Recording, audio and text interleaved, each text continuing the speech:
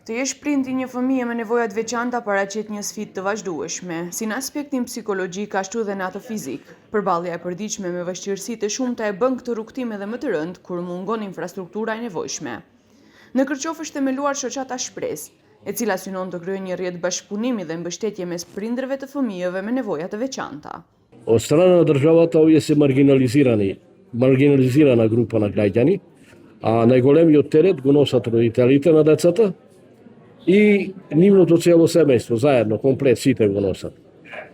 Тешко е многу да имаш дете со попреченост. Многу ноќи непреспани, многу денови исплакани. Дали во Кичево имате услови за да се справувате со овој проблем? Во Кичево нема, да ти кажу, имате еден дневен центар, ама зависи како се и децата тамо прифатени. Фактички ние самите се онадиме се бориме дома.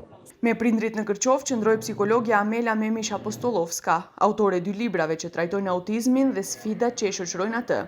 Frymëzimi i saj buron si përvojë profesionale, ashtu edhe si përvojë personale si nënë e një fëmije me autizëm. Sipas saj, për te çdo trajtimi apo mbështetje tjetër, ajo që këta fëmijë kanë nevojë më së shumti është pozitiviteti dhe dashuria. Да се дозвола да поменат низ процесот на болката, тагата, бесот, гневот и неприфаќањето. Тоа е првата главна точка од која ќе се соопшти дијагнозата. Второто е да си го прифатат проблемот со кој што се соочуваат, да го прегрнат, за да може побрзо да го пребродат.